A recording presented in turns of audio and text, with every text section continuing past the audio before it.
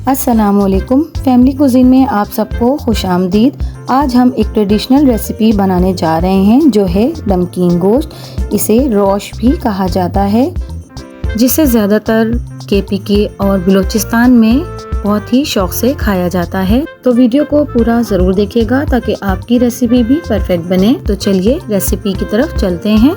तो यहाँ मैंने बकरे का 1 किलो गोश्त ले लिया है। ये हमने बड़े बड़े पीसेस में लिया है और इसमें हमने चिकनाई भी रखी है जो कि गोश्त के साथ ही लगी हुई है। ये चिकना गोश्त और हड्डियों वाला गोश्त हमने लिया है।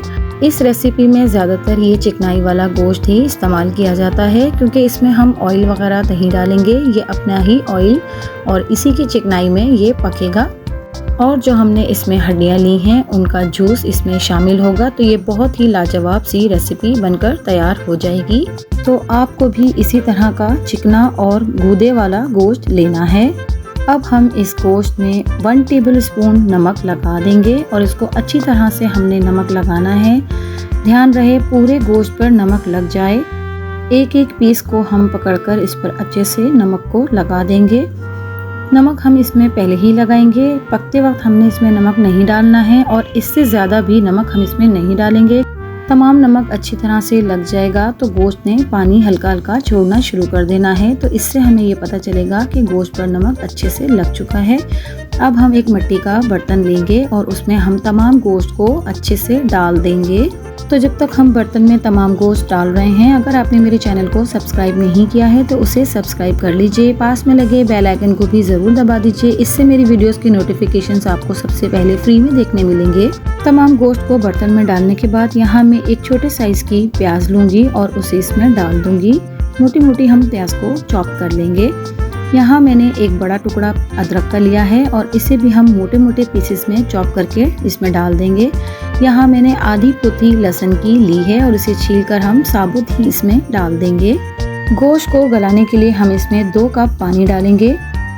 पानी डालने के बाद हम इसे अच्छे से ढककर हल्की आंच पर 3 घंटे तक पकाएंगे। बहुत ही धीमी आंच पर हमने इसे पकाना है और बस इसमें इतने ही इंग्रेडिएंट्स जाएंगे। इसके अलावा अब हम और इसमें कुछ भी नहीं डालेंगे। ये धीमी आंच पर अपने ही पानी में पकता जाएगा और जब घी छोड़ देगा तो ये तैयार हो जाएगा। तो यहाँ 3 घंटे कंप्लीट हो गए हैं। अब मैं इसको हटाकर देखूंगी तो देखिए इसने अपना अच्छे सा घी भी छोड़ दिया है। बहुत अच्छी तरह से इसमें ऑयल आ गया है। हमने एक कतरा भी इसमें ऑयल का नहीं डाला था और गोश्त भी बहुत ही शानदार तरीके से गल चुका है। इसके पकने के दौरान हम स्पून को बिल्कुल भी नहीं चलाएंगे, बस ये अपनी ही स्टीम में अच्छी तरह से पकेगा और गोश्त भी बेहतरीन गल जाएगा। ये देखें मैं इसकी हड्डी बहुत ही आसानी से इसमें से निकाल लूँगी। ये बिल्कुल ही अलग हो गई है, गोश्त को बिल्कुल छोड़ दिया है। तो ये हमारा बहुत ही मज़ेदार सा नमकीन गोश्त, जिसे रोश भी कहा जाता है, बनकर तैयार हो गया है। ये बहुत ही मज़ेदार और लाजवाब बनकर तैयार हुआ है। आप भी इसे ईद की दावतों में बना सकते हैं। आप अगर चाहें तो इसकी यखनी को कम भी कर सकते हैं। हमारे यहाँ थोड़ा इस तरह से ही पसंद किया जाता है।